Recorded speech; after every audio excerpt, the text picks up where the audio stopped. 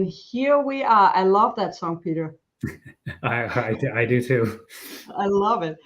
Okay, I'm so pleased and I feel so honored to have Peter Shapiro up here. He was featured in documentaries, he wrote books like my personal Bible, Turn the Beat Around, The Secret History of Disco, and I think many of you are familiar with this book.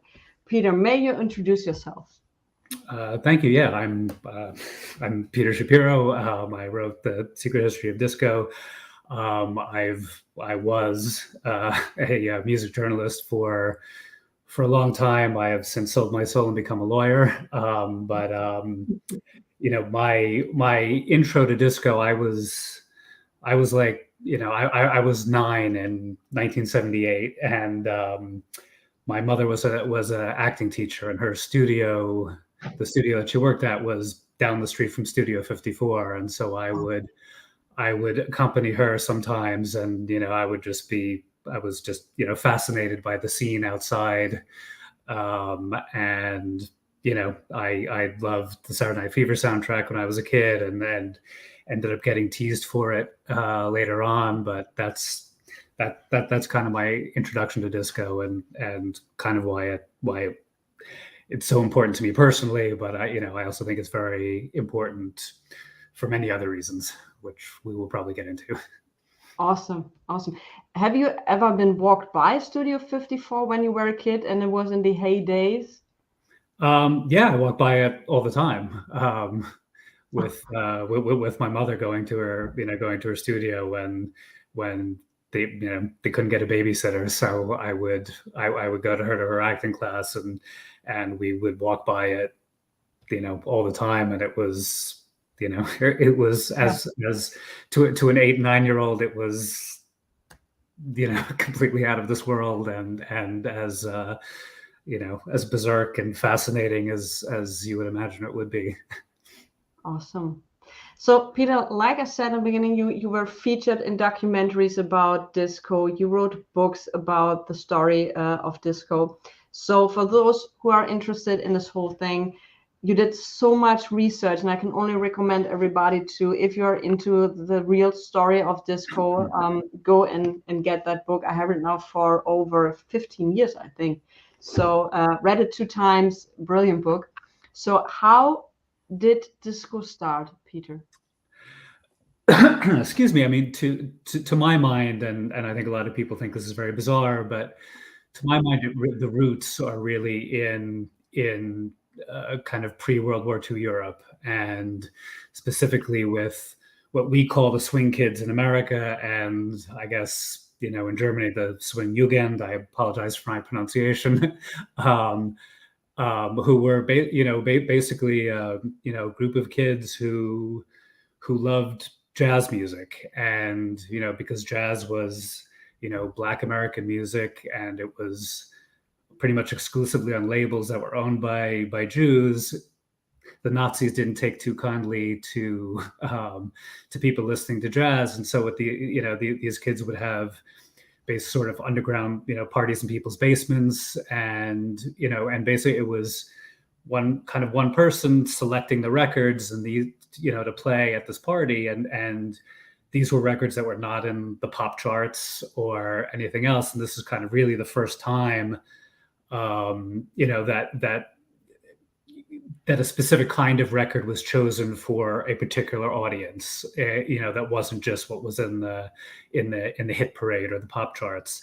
And also there was a group in France who were similar called Les Azous, and they would do similar thing. They would again, particularly after France was occupied, they would gather in people's basements and the sort of underground bars and again play jazz music. And there was one of these particular ones was called La Discothèque, and that's really how that's the root of disco. That's why disco is called disco. And so basically this kind of club became with after the war was sort of with the jet set, people traveling across the Atlantic, and so so kind of like these underground sort of clubs like La Discothèque sort of became overground places, clubs for the elite, like Regine's in Paris, and some clubs in Italy. And this kind of model eventually made its way to the U.S. and from that is kind of really where kind of disco took root. Who came up with the idea of using two turntables? So really it started with a guy called Terry Noel who DJ'd in one of these clubs in New York. But he just kind of played one record after the other. It was more just a type of, rather than picking up the record off the turntable, putting another one on, it was more just a way of not stopping the music. He wasn't mixing or anything. He was just kind of playing one record after the other without any break. But a DJ called Francis Grasso, who DJ'd at a club called The Sanctuary in New York in the very late 60s, early 70s, was kind of the first person to really kind of take this idea and sort of kind of mix records. And his most famous mix is kind of the sort of the instrumental passage of Led Zeppelin's Whole Lot of Love with Chicago's I'm a Man. And he would take the instrumental, but he would mix the sort of the vocal part of I'm a Man on top of the instrumental sort of orgasmic passage of Whole Lot of Love. And then he would go back into the rest of Whole Lot of Love. But that was kind of really the first sort of mix. And it was, as you can imagine, it's very psychedelic, because it's very, very sexual. And his crowd was, it was a mixed crowd, but it was largely gay. And really he's kind of really the sort of the root, the root of the disco sound. And it was taken further by other DJs later, but he's kind of the source. So the first people who went into discos, into these houses or these parties, were mainly people from the LGBTQ plus sort of people, or were there? So I mean, Francis Grasso's The Sanctuary was mixed, but it was predominantly gay, and this was pre-Stonewall. So Stonewall, was in June 1969, and basically, you had very restrictive laws in New York, in New York City about who could be on the dance floor. You had to have the laws. There had to be like one woman for every like five. I can't remember exactly what. I think it's every 5 male dancers, and men couldn't take their shirts off, and things like that. And basically, these were largely mob. So clubs that catered to them were largely mob run, and so there'd be all sorts of problems from the mob. There'd be problems from the cops, and eventually just one night, they had enough when the cops raided the Stonewall Club. And so that kind of changed, New York nightlife. That kind of changed everything. And excuse me. And so after that, gay men could dance together on the dance floor. And so a lot of these, so basically the early disco, the early dance clubs were really catered to gay men, as as a result of this, as a result of like, we're free to dance, we're free to express ourselves now. And so the very early discos are really where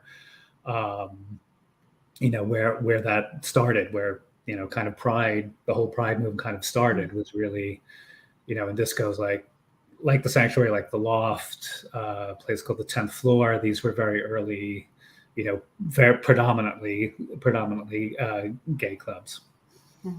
But the funny thing is that the Sanctuary was actually a church, I think. Yeah, it was. That's funny that you have this church, and it's mostly for the gay people. So that's pretty tough.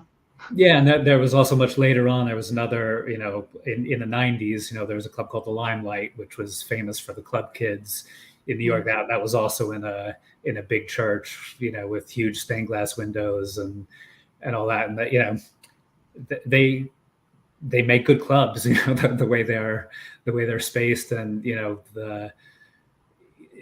churches pay a lot of attention to sound and how that works, and so churches make really good clubs. Yeah. So I read somewhere that Soul Makusa and Love's Theme by Barry White were the first real tracks that made disco more from underground to starting to get it into mainstream. Do you agree with that, or do you think other songs were playing part in that? What was the first song you mentioned? I didn't catch you. Soul Makusa. I mean,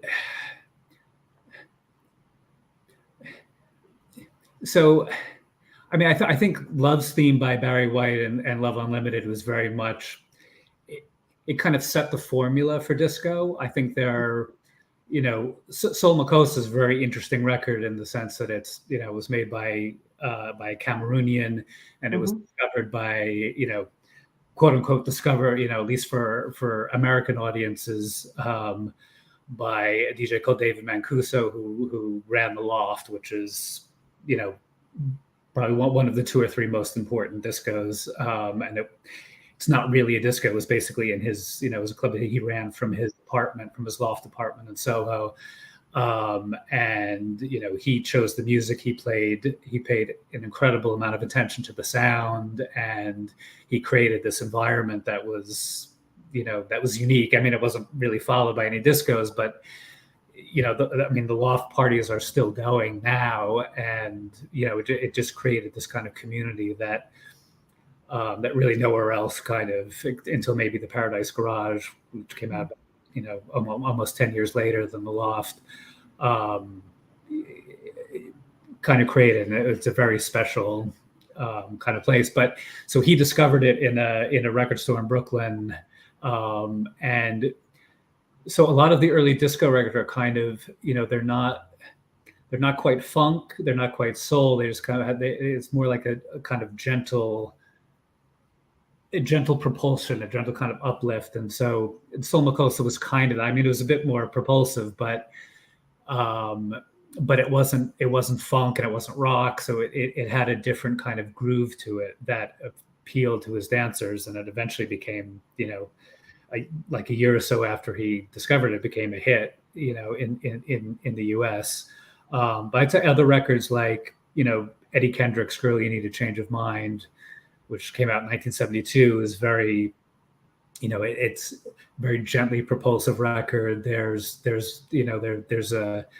again, a gentle drum break. It's not like hip hop. It's not like the explosive drum break. It's more of a gentle, sort of slow drum break. And I think that was kind of, I think really that's kind of the first disco record,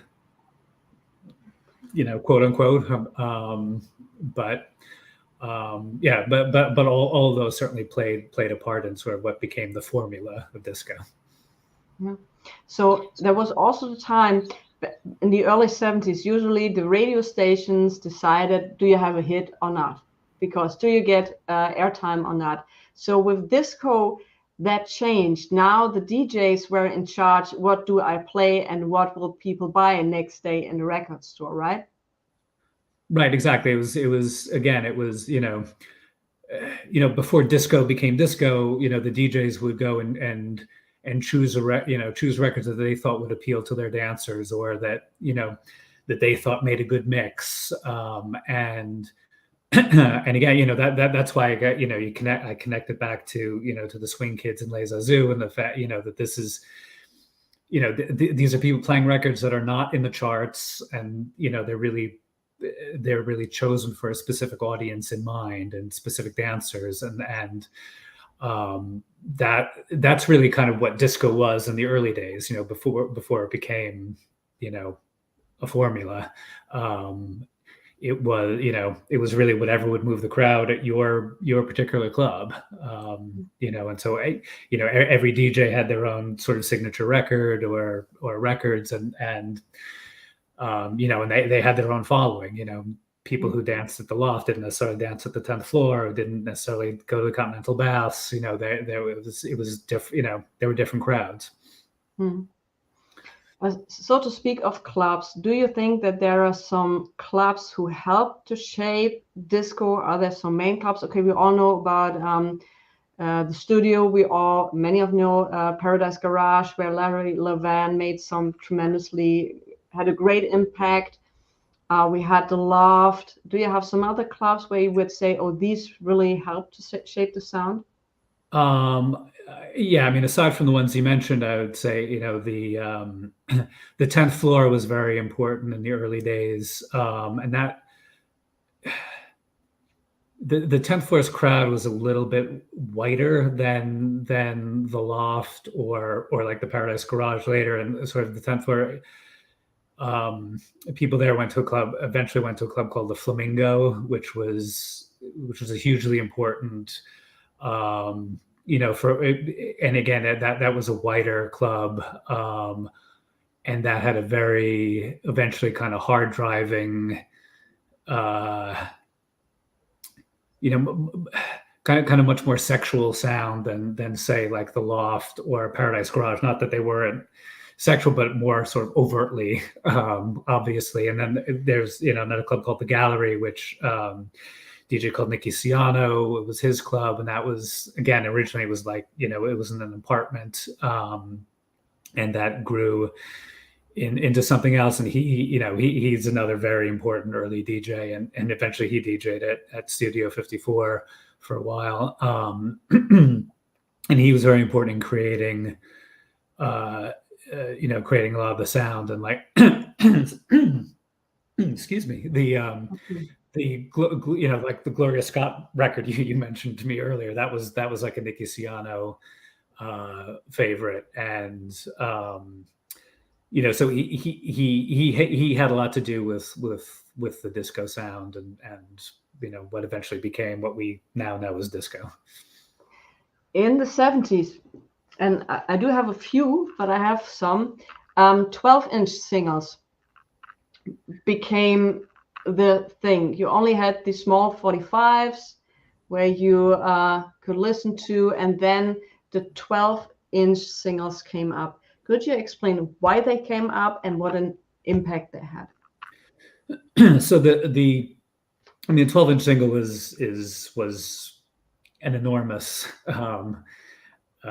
innovation, and disco probably wouldn't have become disco without it. And largely, there are a couple of reasons. One, just technically, the 45s are a very, very compressed sound. I mean, I guess you can kind of compare it these days to like an MP3 versus, the lossless sound you get on Apple Music or Spotify or Tidal or something. And so they're very compressed. And when you stretched out a 3 or 4 minute song from a 45, from a 7-inch to a 12-inch, you just got so much more sound, and you could hear the individual parts much better. And again, this is similar to kind of like Motown records were designed for 45s and for transistor radios. It's a very immediate bang, bang, bang kind of sound. Whereas, records like the early disco records or records on Philadelphia International Records were designed for the new stereo systems. And so, you had lusher sound, and you could hear the individual elements much better. And so just for that reason, and then when you play this on on huge speakers to a club, the difference is monumental. But also, another technical aspect is simply for the DJ, it's much easier to mix, a 12-inch, it's just simply easier to handle than a 7-inch record. But also because the grooves are spread out, and because the songs now could become longer, it's much easier for a DJ to mix. And, the 12-inch enabled, to have longer instrumental passages rather than just like a 3-minute, like the 3-minute pop record. You could have longer breaks, instrumental, right? So it was really, really very influential to the sound. of disco, and I think probably the ultimate commercial success of it really had a lot to do with what the DJs were able to do on the dance floor. And also one thing on the plus side, I think it was Donna Summer or Gloria Gaynor, I'm not sure. Some of them had it must have been Donna Summer, a 16-minute version of a song, and DJs were so happy about it because then they had a chance to go in the bathroom to whatever they want to do for the 60 minutes. Yeah. That was the full version of "Love to Love You, Baby." So what for you are the most important artists of the disco era? Well,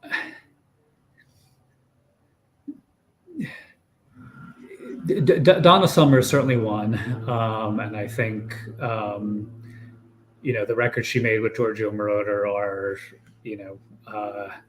I hate to use the word, but iconic.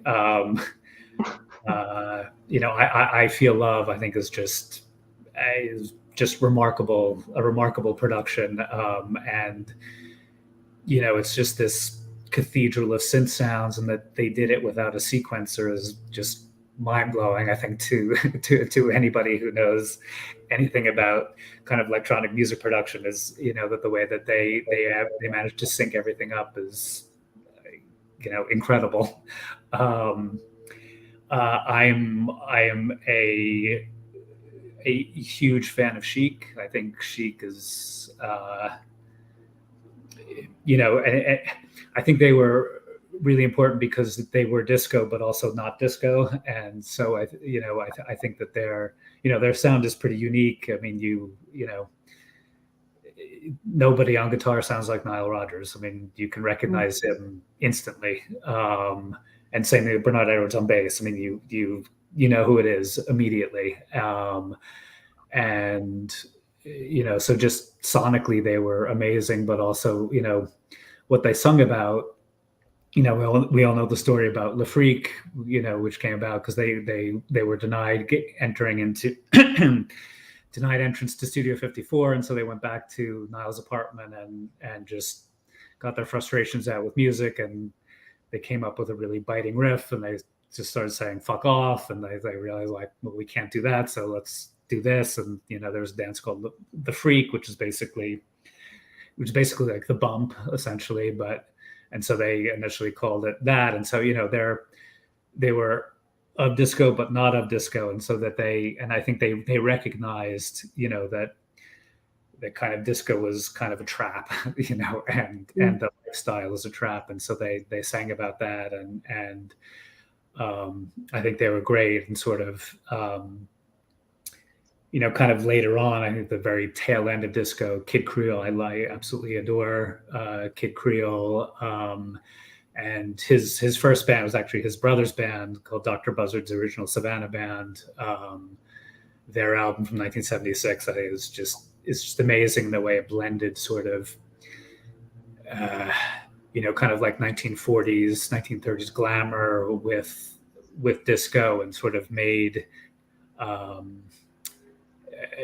just sort of imagined a complete world, which I think is amazing. And people always give, like, Brian Wilson, the Beach Boys, credit for creating the sound world, but go listen to Dr.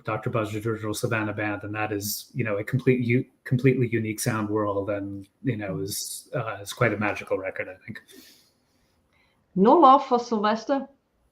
Oh, I mean, I love Sylvester. I absolutely adore Sylvester, and I also adore Patrick Cowley, who played keyboards on his records, and synths on his records. And though "You Make Me Feel Mighty Real" is absolutely one of my favorite records of all time. I think one of the most important records as well. Again, this kind of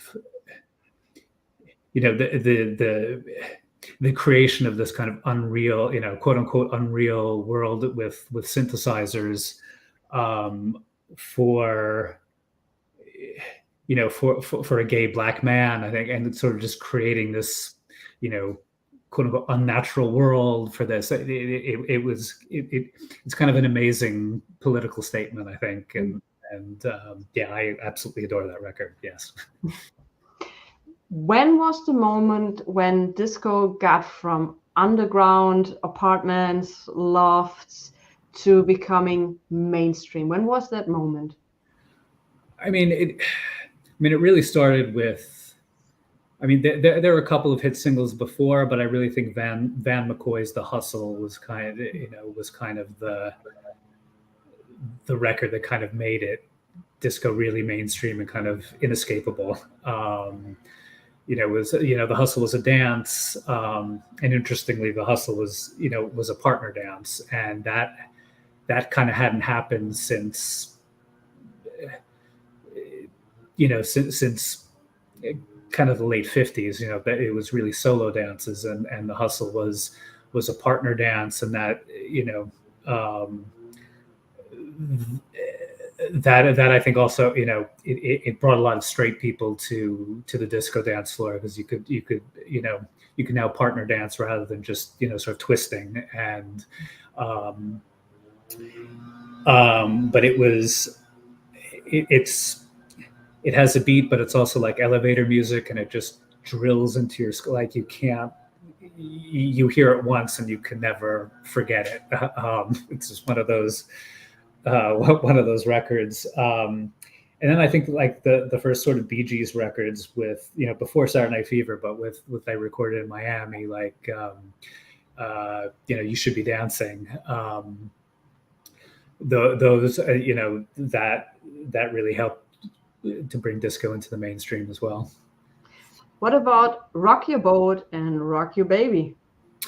I mean, those were Rock Your Boat. Rock Your Boat was before the hustle. I think Rock Your Baby was right. Was later on, was 74, 75. Yeah, I mean, Rock Your Baby was, and again, you bring it up, and Casey and the Sunshine Band were, it's the same musicians as George McRae's Rock Your Baby, but again, because Casey was white, their records are great. They're great pop records. That they were huge, but in the U.S. they were absolutely huge, and so again, that's yes, very much into brought disco into the mainstream. I think Casey wanted to sing that song himself, but he couldn't hit the notes, so that song went to somebody else and became a huge hit. We already discussed Giorgio Moroder, and I mean, he, in my opinion, shaped the sound for like the next decade and still up to today. What's your opinion about him? I mean, I think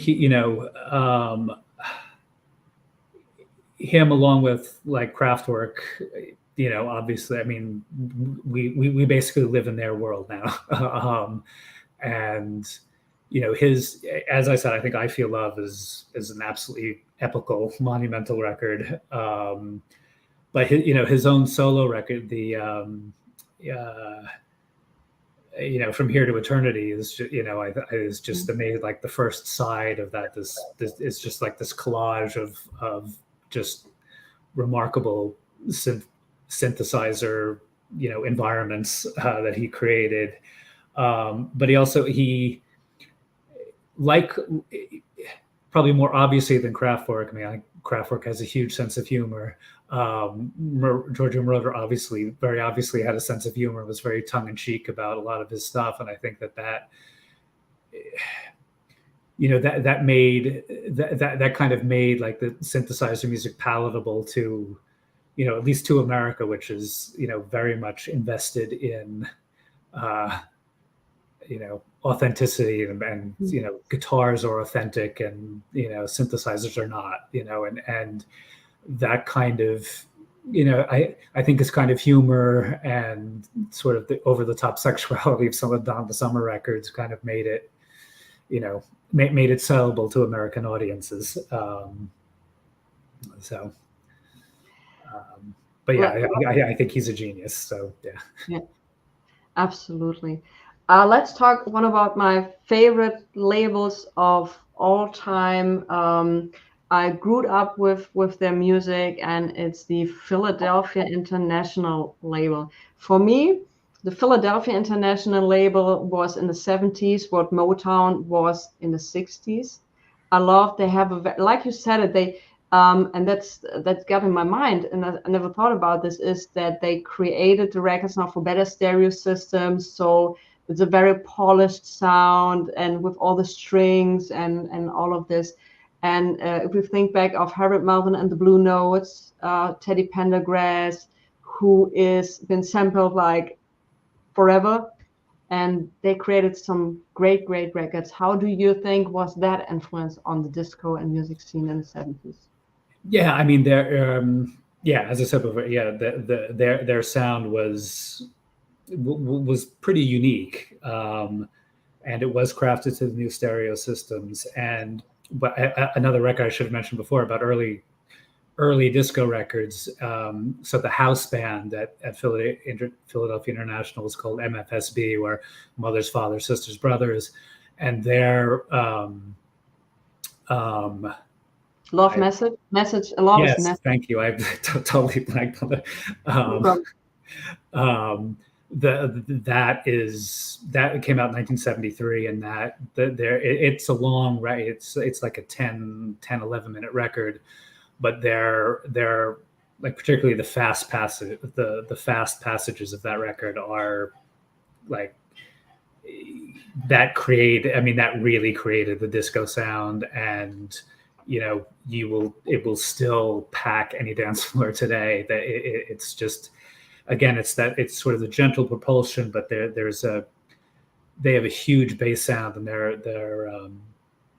bassist Ronnie Baker is one of the greatest bass players ever, and he had a really unique. He would do stuff to his strings. He would like put rubber bands on the strings to kind of get a like a really fat kind of fat bass sound, and the drummer Earl Young, who is, again, he was also the lead vocalist of the Tramps. He's one of the true superheroes of disco. His drum set just a kind of shuffle, but there's something really unique about his sound, and the way him and Ronnie Baker work together is sorry, Ronnie Harris, not Ronnie, but Ronnie Harris. The way they work together is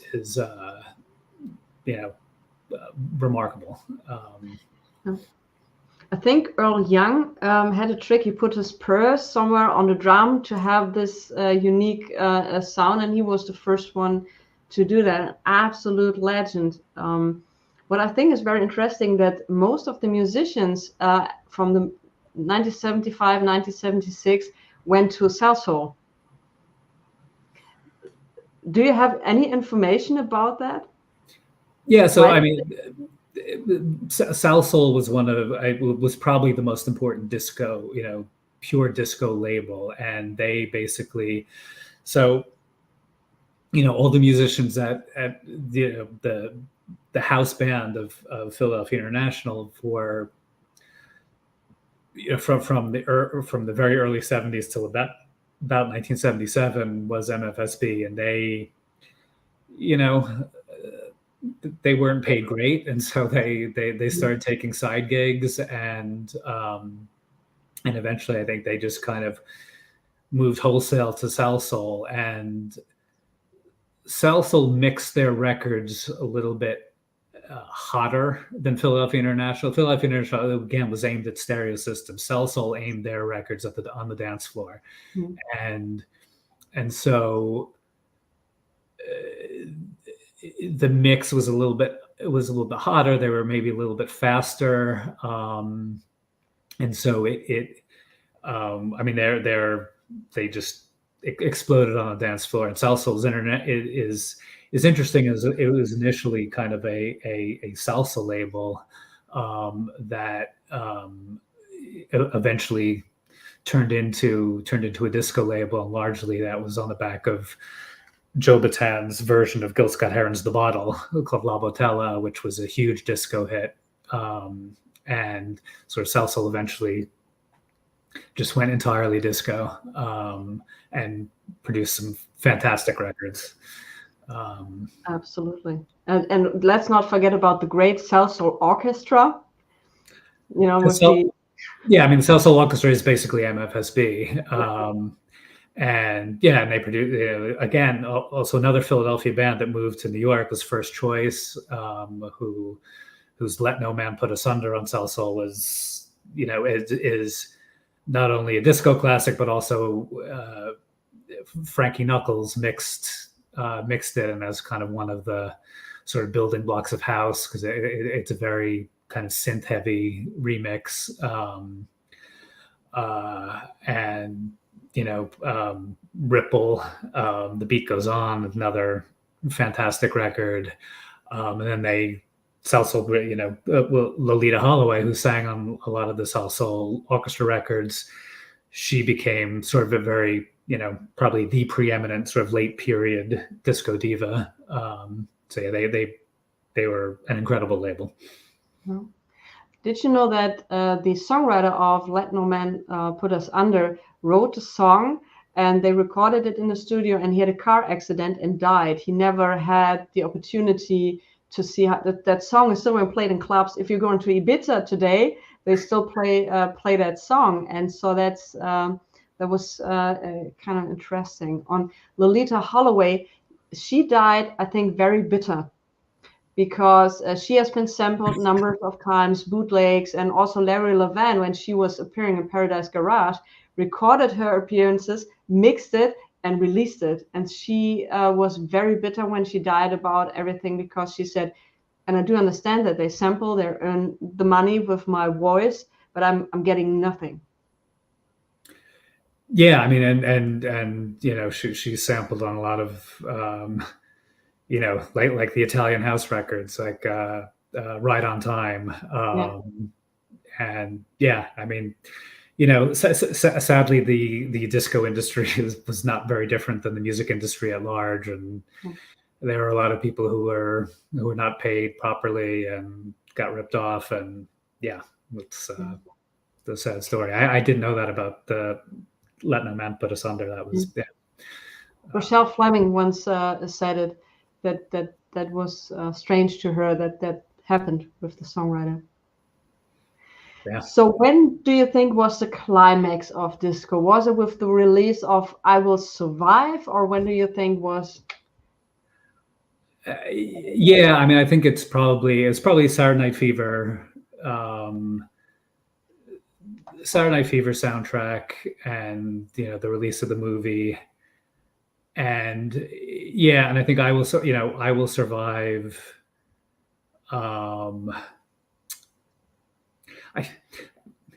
I think the climax was probably the Saturday Night Fever soundtrack, and then I Will Survive was kind of the beginning of the end, because it was so ubiquitous. It became, it was one of only a handful of records that went to number one, fell off, and then went back to number one again. That rarely happened, and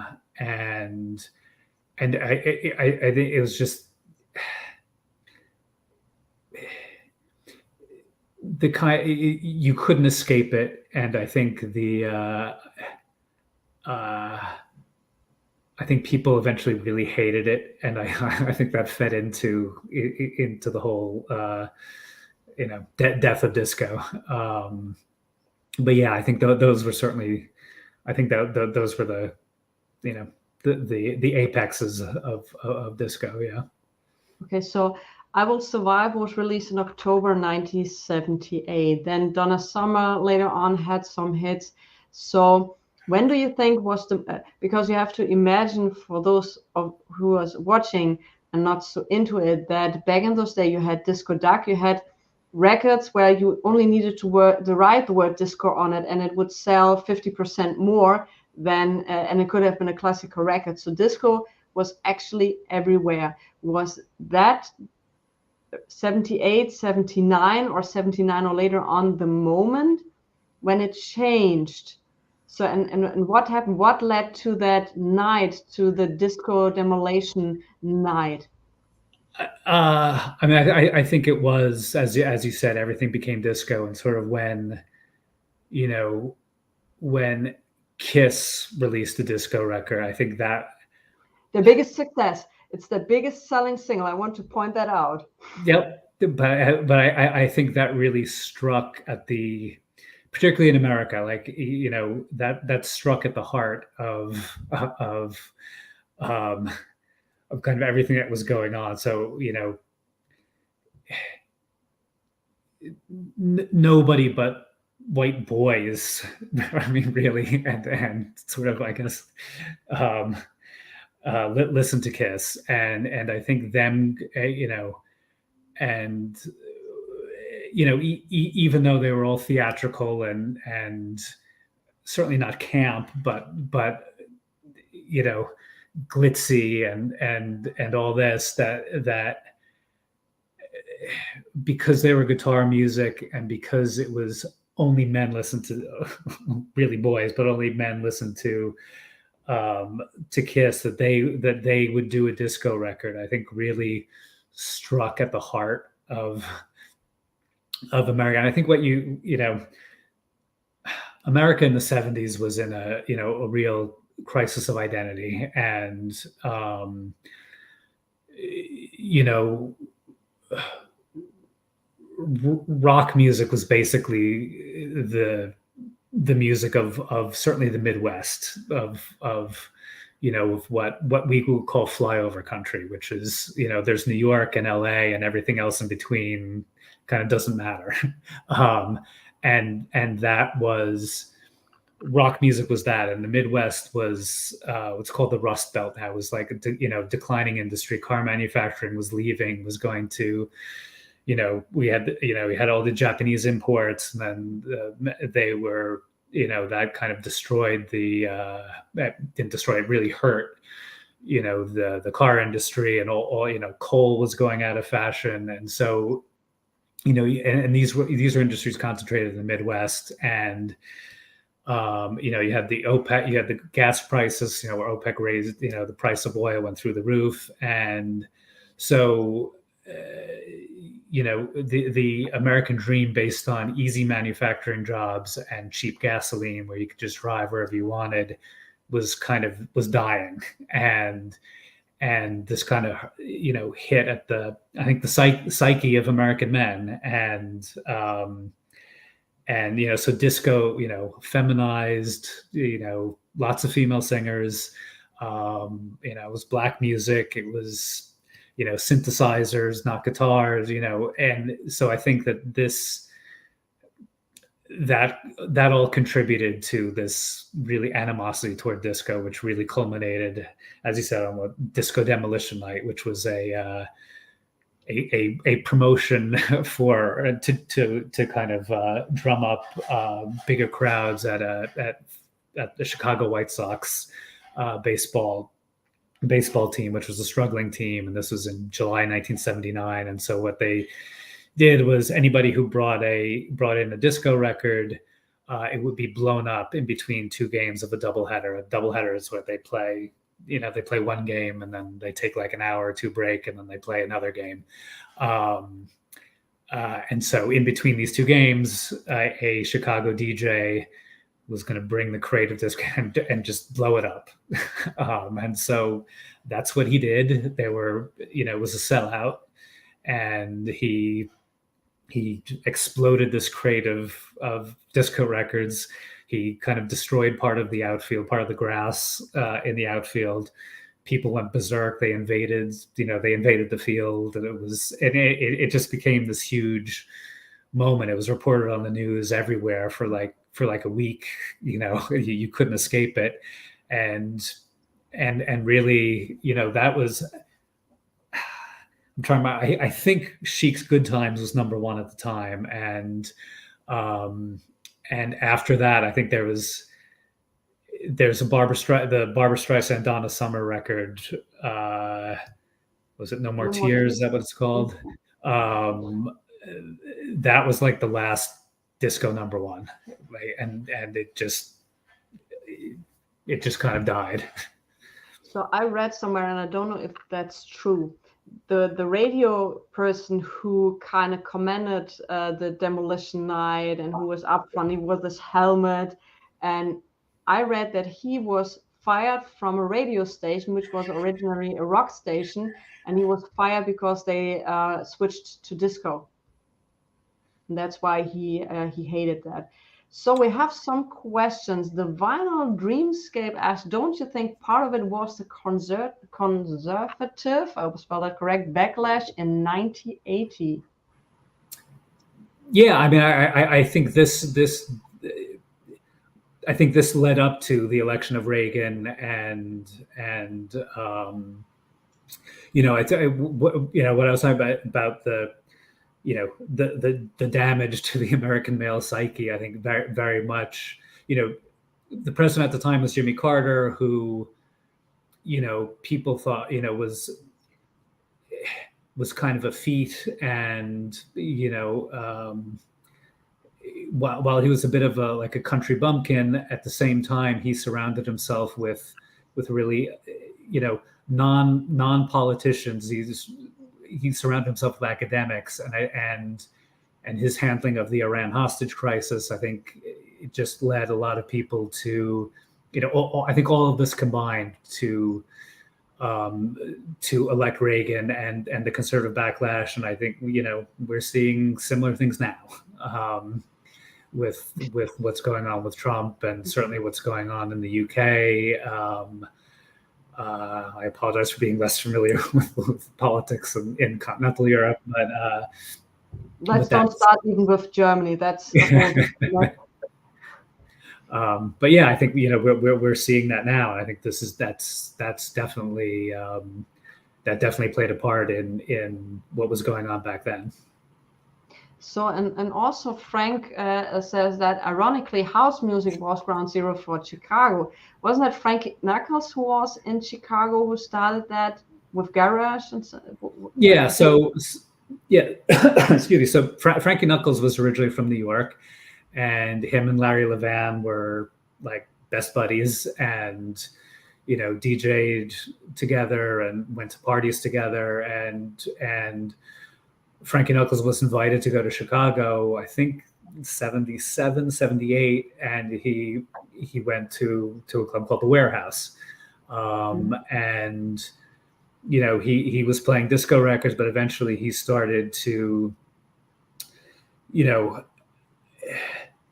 he would bolster his disco records with with reel-to-reel tapes that he made, with that were heavily synthesized and excuse me, in a much sort of heavily drum machine sound, a much more kind of hard edge sound than what Larry Levan was playing. The more classical garage sound that we now know, and then also there was another DJ in Chicago called Ron Hardy, who was a phenomenal DJ, and he would edit records and really, again, just really angle on the propulsive, on the drum break. He was in some ways similar to a hip hop DJ almost, in that his records were much more explosive than sort of disco records. But yeah, house did indeed start in Chicago, and yes, it is very ironic that that disco died in the mainstream in Chicago, and house grew up in its in its rubble. Yeah, but. Okay, well, so we've had Chicago, we have the Paradise Garage with Larry Levan. So disco actually didn't die, or did it? I mean, disco died in the mainstream, but it was certainly, Paradise Garage went on until 1990, and it was always packed. But in Larry Levan's hand, disco became garage, and in Frankie Knuckles and Ron Hardy's hands, disco became house.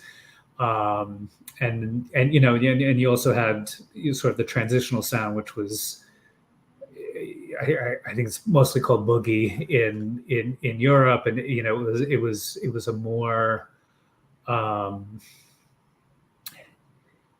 it was a more funky, more R&B sound than disco was. It was a little bit looser, less 4/4, and a bit funkier, but that very much was born of disco, so disco never really died in the underground, the dance community, but as a mainstream, as a commercial force, it died dead until probably 10, 15 years later, when they start, ironically, they start to play YMCA by the Village People at sporting events in the US, and it's very ironic that the disco sound, the campiest, most ridiculous disco group with a song, that I knew as a 9-year-old was celebrating gay sex, but apparently nobody else kind of understood what YMCA was really about. That this would become, that they play this at baseball games was, it was very funny, and it amused me no end, at any rate. Awesome. So, for example, I have here, and this is just a couple of years old, like John Morales is getting into Philadelphia music and some other music and is sampling it, and it's been played in the clubs. So yeah, like you said, and that's is the right word to say, it's kind of disappeared from the mainstream. But when I switch on the radio up here in Germany, we have a station that's called 1 Live, that's very famous. Every second song I hear, I say, oh, that's sampled from this song, and oh, that's sampled from this song. So it kind of, I think, developed in something different. It did. I mean, I think that you have, nostalgia. People like me who, I think on one hand you have people like me who are nostalgic in a certain way, and went in, and you have people like Metro Area. I don't know if you're familiar with them. They, around 2005 or so, people, a lot of people who would really dig deep into disco, into the various nooks and crannies, like Italo disco and things like that, and really kind of dig up old stuff, and people who are just nostalgic and just wanted to understand it better. And on the other hand, you had people who are just simply nostalgic, and hey, there's that Diana Ross song I loved when I was 8, and now P. Diddy is sampling it.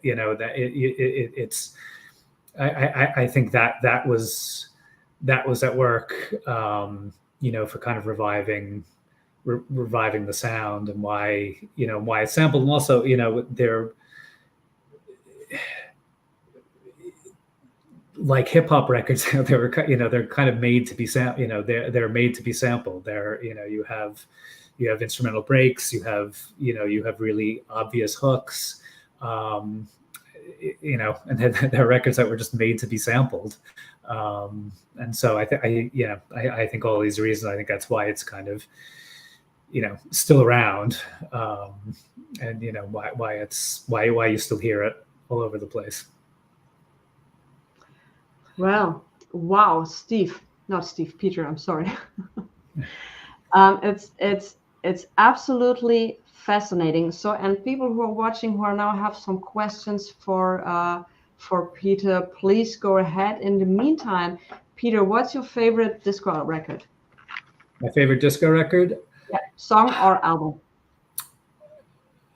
My favorite song is "Good Times" by Chic. I think that's, I think, one of the 4 or 5 greatest records ever made. I think it's just an amazing. It's all about shit. That they're just. It's all about fate, and like this nightlife is really a trap, and I think it's a remarkable record. My favorite album is probably the Dr. Buzzard's original Savannah Band record that I talked about earlier. Again, just a completely unique sound world, and